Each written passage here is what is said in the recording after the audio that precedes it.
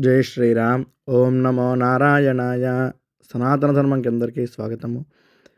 నారద మహర్షి అంబరీష మహారాజుకు వైశాఖ మాస మహత్యాన్ని వివరిస్తూ ఇలా చెప్పాడు. రాజా, మిథిలానగర ప్రభువైన శృతకీర్తి మహారాజు శృతదేవుడిని చూసి, మహాత్మా, పరమశివుని మూడో కంటి మంటకు బోటిదైన ఆ మన్మథుని పూర్వజన్మ వృత్తాంతం ఏమిటి? తాను చేసిన ఏ కర్మ వల్ల అతనికి ఈ దురవస్థ ప్రాప్తించింది? దయచేసి వివరించండి అని ప్రార్థించాడు. అప్పుడు శృతదేవుడు, మహారాజా, కుమారస్వామి జన్మ వృత్తాంతం మరియు కామదహన తదుపరి గాథ ఎంతో పవిత్రమైనది. దీనిని శ్రవణం చేసినంత మాత్రాన మానవులు చేసిన సకల పాపాలు నశించి ధర్మబుద్ధి, సత్కీర్తి, పుత్ర సంతానం లభిస్తాయి. సర్వ రోగాలు హరిస్తాయి. అట్టి మహత్తరమైన కథను చెప్తాను, సావధానంగా విను అని ఈ వృత్తాంతాన్ని తెలియజెప్పడం ప్రారంభించారు. పరమశివుని కోపాగ్నిలో మన్మథుడు దహించిపోవడం చూసి అతని భార్య అయిన రతీదేవి గుండె పగిలేలా రోధించింది. బూడిద గొప్పగా మారిన తన భర్త శరీరాన్ని చూసి దుఃఖం తట్టుకోలేక మూర్ఛిల్లింది. కొంతసేపటికి తేరుకుని ఆమె చేసిన విలాపం అక్కడ ఉన్న పశుపక్ష్యాదులను, వనదేవతలను సైతం కన్నీరు పెట్టించింది. పతి విరహాన్ని భరించలేని రతీదేవి తన భర్తతో పాటు సహగమనం చేయాలి అని నిర్ణయించుకుంది. అందుకోసము చితిని సిద్ధం చెయ్యమని తన భర్త మిత్రుడైన వసంతుడిని స్మరించింది. మిత్రుని అకాల మరణానికి, రతీదేవి ఆక్రందనకు కలత చెందిన వసంతమూర్తి అక్కడకు చేరుకొని ఇలా ఊరడించారట. అమ్మా, నేను నీకు పుత్రుని వంటి వాడను. కొడుకునైన నేను బతికుండగా నీవు చితిని ఎక్కడం న్యాయం కాదు.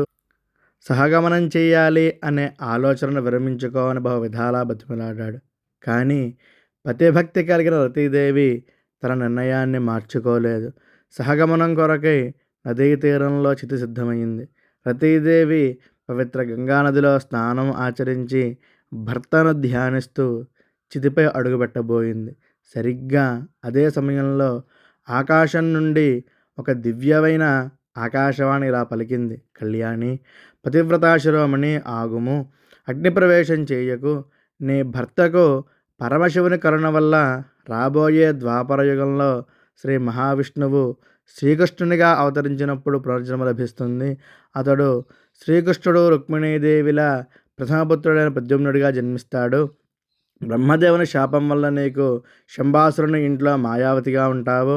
ఆ సమయంలో ప్రద్యుమ్నుడు శంబాసురుడిని వధించి నిన్ను తిరిగి భార్యగా స్వీకరిస్తాడు. మీ ఇద్దరి సమాగమం తప్పక జరుగుతుంది. కాబట్టి అగ్నిప్రవేశాన్ని విరమించుకో అని ఆకాశవాణి రతీదేవికి ప్రబోధించింది. ఆకాశవాణి మాటలపై నమ్మకంతో రతీదేవి తన ప్రయత్నాన్ని విరమించుకుంది. ఆ తరువాత దేవేంద్రుడు, బృహస్పతి మొదలైన దేవతలంతా అక్కడకు చేరుకున్నారు. దేవతల కార్యం కోసము, అంటే తారకాసుర వధ కోసము తన భర్త ప్రాణాలను, శరీరాన్ని కోల్పోయిన రతీదేవిని వారందరూ కలిసి ఓదార్చారు. శివుని కోపాగ్ని వల్ల శరీరం కోల్పోయిన మన్మథుడు ఇకపై లోకంలో అనంగుడు, అంటే శరీరం లేనివాడుగా పిలువబడతాడని, కానీ పతివ్రత అయిన నీ కంటికి మాత్రము అతడు యథారూపంలో కనిపిస్తాడని దేవతలందరూ కూడా రతీదేవికి వరం ప్రసాదించారు. అంతేకాక దేవగురువైన బృహస్పతి రతీదేవికి పూర్వజన్మ వృత్తాంతాన్ని గుర్తు చేస్తూ, కళ్యాణి, పూర్వజన్మలో నీ భర్త సుందరుడు అనే మహారాజు. అప్పుడు కూడా నీవే అతనికి భార్యవు.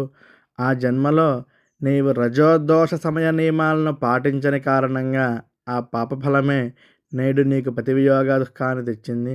దీనికి ప్రాయశ్చిత్తంగా సూర్యుడు మేషరాశిలో ఉండగా వచ్చే పవిత్ర వైశాఖ మాసంలో ప్రాతకాల స్నానాలు ఆచరించి శ్రీ మహావిష్ణువును అర్చించి పూజానంతరము విష్ణుకథాశ్రవణం చేస్తూ అశోన్యశయన వ్రతాన్ని నిష్ఠతో ఆచరించు. ఈ వ్రత ప్రభావం చేత నీ భర్త నీకు తిరిగి లభిస్తాడు అని ఉపదేశించి దేవతలందరూ కూడా అక్కడి నుంచి వెళ్ళిపోయారు. అప్పుడు రతీదేవి దేవతల మాటలను అనుసరించి ఎంతో కష్టం మీద దుఃఖాన్ని నిగ్రహించుకొని వైశాఖ మాసం అంతటా భక్తితో వైశాఖ వ్రతాన్ని, అశోన్యశయన వ్రతాన్ని ఆచరించిందిట.